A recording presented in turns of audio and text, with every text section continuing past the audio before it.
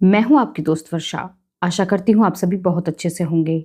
हम पढ़ रहे हैं चित्रा बनर्जी दिवाकर उनी की लिखी पुस्तक सीतायन। अगर आप हमारे चैनल पर नए हैं तो हमारे चैनल को सब्सक्राइब करना, हमारी वीडियोस को लाइक करना और शेयर करना बिल्कुल ना भूलें।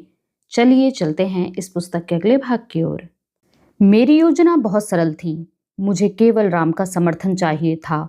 उन्होंने दशरथ से कहा कि नवविवाहित होने के कारण मैं अपने पति के साथ अपने कक्ष में शाम का भोजन करना चाहती हूँ। मुझे घर में अकेलापन महसूस होता है, इसलिए मुझे राम के साथ की जरूरत है। राजा दशरथ को यह बात पसंद नहीं आई होगी, परंतु वह कुछ कह नहीं सके, विशेषकर इसलिए कि यह बात उनके मनपसंद पुत्र ने कही थी। पिताजी, सीता को अच्छा लगेगा यदि आप भी हमारे साथ भोजन करें, राम ने कहा। वह आपकी बहुत प्रशंसा करती है और आपके ज्ञानपूर्ण वचन सुनने को सदा उत्सुक रहती है। वह आपके लिए अपने हाथ से भोजन पकाना चाहती है। शुरू में राजा दशरथ को संकोच हुआ, फिर उन्होंने कहा कि उनका पेट खराब रहता है, इसलिए केवल उनके मुख्य रसोइये को ही उनके भोजन के बारे में पता है। परंतु जब मैंने कहा कि मैं उनके रसोइये के आदेश के अनुसार ही भोजन पकाऊंगी तो उन्हें मेरी बात माननी पड़ी। बाद में उन्हें हमारे साथ भोजन करके अधिक आनंद आने लगा। मैं पीछे खड़ी रहती और राम ध्यान से अपने पिता की बातें सुनते थे।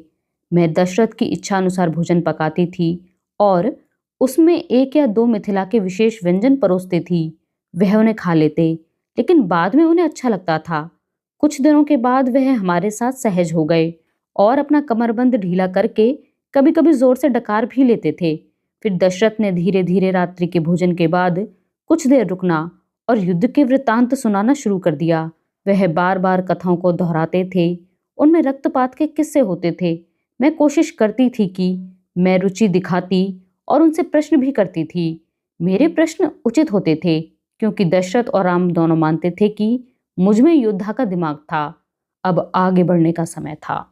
दंपतियों के लिए शुभ त्योहार गौरी व्रत के अवसर पर मैंने दशरथ से पूछा कि क्या माता कौशल्या हमारे साथ उस अवसर पर रह सकती हैं?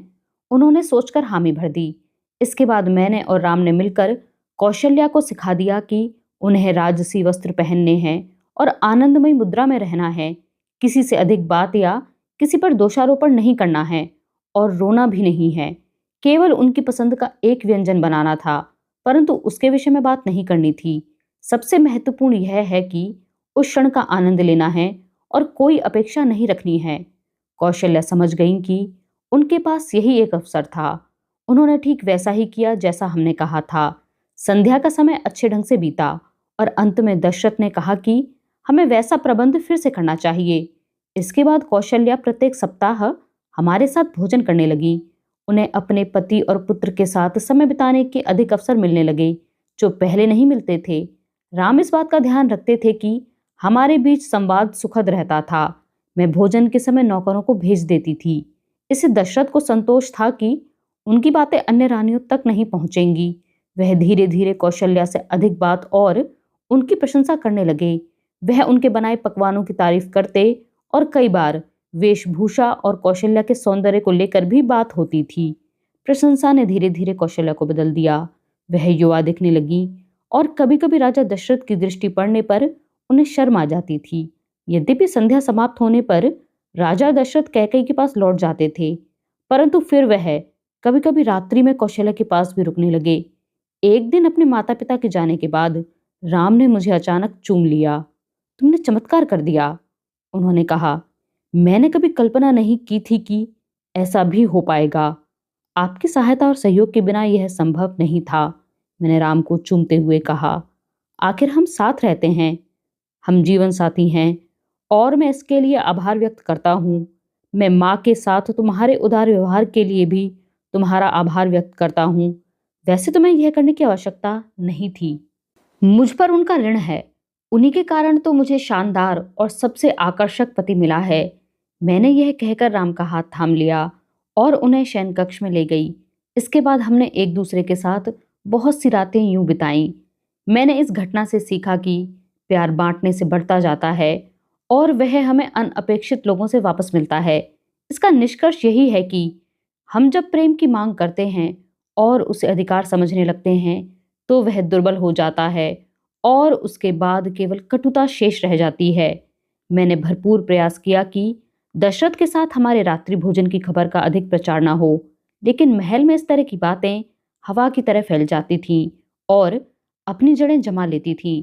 कौशल्या सबसे सुंदर साड़ियां पहनकर अपने सौंदर्य का प्रदर्शन करती घूमती थीं, इसलिए इस बात को छिपाया नहीं जा सका।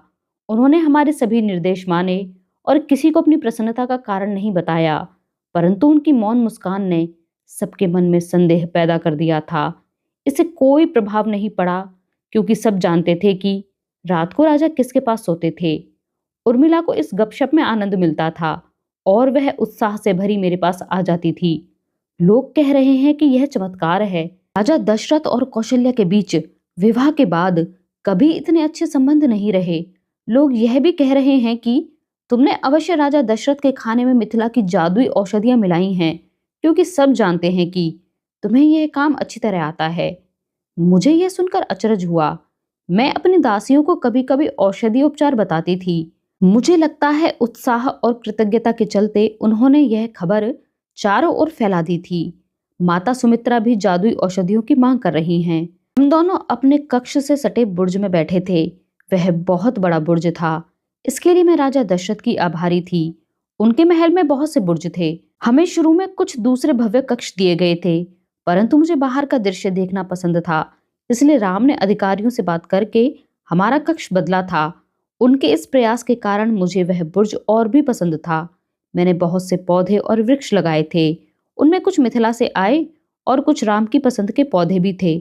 मुझे धीरे धीरे राम की पसंद पता लग गई थी। उन्हें पत्थर के गमले में उगाया नीलकमल बहुत पसंद था। सब कार्य मेरी अपेक्षा से भी अधिक अच्छे चल रहे थे। मैं कई बार एकांत में बैठकर पत्तियों की सरसराहट को सुनती थी तो मुझे ऐसा लगता था कि मैं किसी वन में बैठी हूँ। दिन समाप्त होने पर राम मेरे साथ बैठ जाते थे। हम दोनों तारों को देखते और रात में हर श्रृंगार के फूलों की सुगंध का आनंद लेते हुए बातचीत करते थे। राम ने कई बार कहा कि वह स्थान राजमहल का सबसे शांत कोना था। मुझे माफ करना, मेरे पास बस यही पकौड़े बचे हैं। मैंने उर्मिला को थाल पकड़ाते हुए कहा, इनमें जीरा, अजवाइन और साथ में थोड़ी अदरक भी है। इससे माता सुमित्रा का पाचन ठीक रहेगा और यदि हम लोगों का पेट स्वस्थ है तो हमें सब कुछ अच्छा लगता है। फिर तो इनमें से कुछ पकौड़े मैं भी खा लूंगी, उर्मिला ने कहा। उसके चेहरे पर मुस्कान आ गई। तुम कितनी भाग्यशाली हो। तुम्हारी सास तुम्हें तुम्हारी इच्छा के अनुसार काम करने देती हैं और तुम्हारे पास अपने कक्ष भी हैं। यह कहकर उर्मिला रुक गई, क्योंकि शिकायत करना उसकी आदत नहीं थी। उसके अंदर ईर्ष्या लेश मात्र भी नहीं थी, परंतु मुझे ग्लानि हुई। मेरे पास अपना कक्ष था जहां मैं मालकिन थी और मेरे पास अपनी दासियां थी। मैं उर्मिला और अपनी अन्य बहनों से कभी भी मिल सकती थी। मैं अपनी पसंद के पकवान और भोजन बनवा सकती थी। यहाँ किसी तीसरे व्यक्ति द्वारा हमारी बातें सुने जाने का डर नहीं था।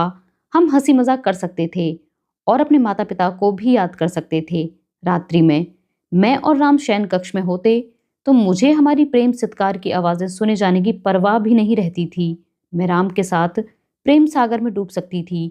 यही कारण था कि उनका और मेरा संबंध अच्छा था। भरत के पास भी अपने रहने के लिए अलग स्थान था। उर्मिला ने बताया कि कैकई को निजता पसंद थी, इसलिए उसने ऐसा करवाया था। भरत का कक्ष भी बड़ा था और वह शत्रुघ्न को कभी कभी अपने पास बुला लेता था। सुमित्रा के पास उसे रोकने का मौका ही नहीं था। यह बात मांडवी और श्रुतकीर्ति के लिए लाभकारी सिद्ध हुई। ऐसे में वे दोनों बाहरी हस्तक्षेप के बिना एक दूसरे की मदद कर पाती थीं। दोनों के साथ रहने से उन्हें अकेलापन भी महसूस नहीं होता था।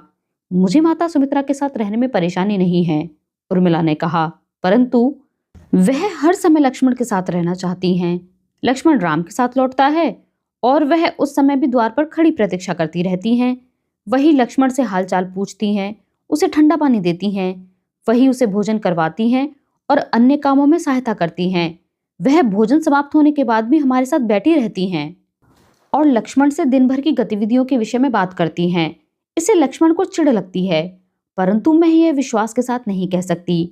वह अपने परिवार से बहुत ज्यादा प्रेम करता है, इसलिए अपनी माता से रूखे ढंग से बात नहीं करता।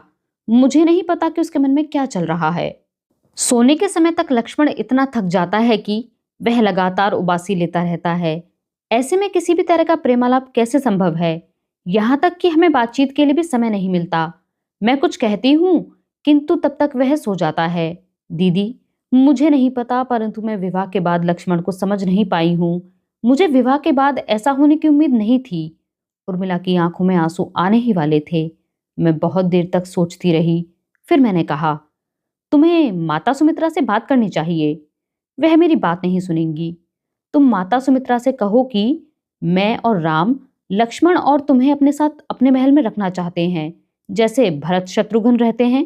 परंतु उनसे यह भी कहो कि तुम उन्हें बहुत पसंद करती हो, और यदि वह दिनचर्या में थोड़ा परिवर्तन कर लें तो तुम उनके साथ ही रहना चाहोगी। मेरी बात सुनकर उर्मिला ने मुंह बनाया। मुझे खुशी थी, वह मेरी बात ध्यान से सुन रही थी। माता सुमित्रा से कहो, यदि तुम्हें और लक्ष्मण को एक सप्ताह में 3 बार रात्रि का एकांत मिल जाए तो तुम उनके साथ रहोगी। उर्मिला की आंखों में चमक दिखाई देने लगी। मैं यह भी कह दूंगी, यदि ऐसा नहीं हुआ तो वह कभी अपने पोतों का मुंह नहीं देख सकेंगी। मैं उत्तर दे पाती उससे पहले ही क्षमा मांगती हुई मेरी दासी भीतर आ गई।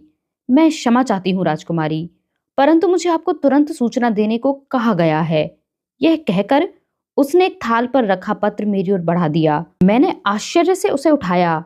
वह एक भारी किंतु मुलायम चर्म पत्र था और उस पर लाल रंग की सरकारी मुहर लगी थी। मैं उसे पहचान नहीं पाई। वह बाघ का चिन्ह था। मैंने मुद्रा को तोड़ा और पत्र खोल लिया। वह कैकई की ओर से मेरे लिए निमंत्रण था। यह पहला मौका था जब कैकई ने मुझसे संपर्क किया था। यद्यपि मुझे अयोध्या में आए हुए कई महीने बीत चुके थे। उर्मिला ने पत्र पढ़ लिया था। उसने संदेह से भरी गहरी सांस ली और कहा, मुझे विश्वास है वह इस बात से खुश नहीं है कि हमारे ससुर राजा दशरथ तुम्हारे महल में समय बिताते हैं और वह माता कौशल्या के साथ रहने लगे हैं। मुझे लगता है कि उन्होंने राज्य में फैली अफवाह भी सुन ली है। वह जानना चाहती हैं कि तुम क्या कर रही हो। दीदी, ध्यान रखना, मैंने रानी कैकेयी के बारे में बहुत सी डरावनी कहानियां सुनी हैं। मैंने एक गुप्त संकेत से उर्मिला को शांत रहने को कहा। यद्यपि वह दासी विश्वास पात्र थी, फिर भी मेरे विचार से अयोध्या की दास दासियों के सामने सावधान रहना जरूरी था। रानी कैकेयी का दूत आपके उत्तर की प्रतीक्षा कर रहा है, दासी ने कहा। मैंने उत्तर में लिखकर भेजा कि मुझे कैकेयी से मिलने जाने में प्रसन्नता होगी। मेरे पास कोई विकल्प भी नहीं था। कैकेयी के निमंत्रण की अवज्ञा करना उसका अपमान होता और मैं उसे नाराज नहीं करना चाहती थी। मेरी लिखाई पहले जैसी सुंदर नहीं थी। मेरे हाथ डर और उत्साह के कारण कांप रहे थे। काश मैं राम से परामर्श ले पाती। आखिर वह अपनी माँ कैकेयी को बहुत समय से जानते थे और उनके बीच संबंध भी अच्छे थे। परंतु राम किले की मरम्मत के सर्वेक्षण के लिए गए थे। मुझे लगा कि कैकेयी ने जानबूझकर उसी दिन मिलने की योजना बनाई थी।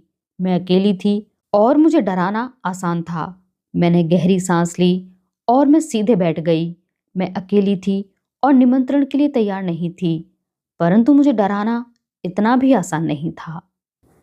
आज का यह अंक यहीं पर समाप्त होता है। आप बने रहिए हमारे साथ इस पुस्तक के अगले अंक को जानने के लिए। कल के भाग में हम जानेंगे कि कैकेयी ने आखिरकार सीता को अपने पास बुलाने के लिए निमंत्रण क्यों भेजा। हमारे साथ इस सफर में बने रहने के लिए आप सभी का बहुत शुक्रिया।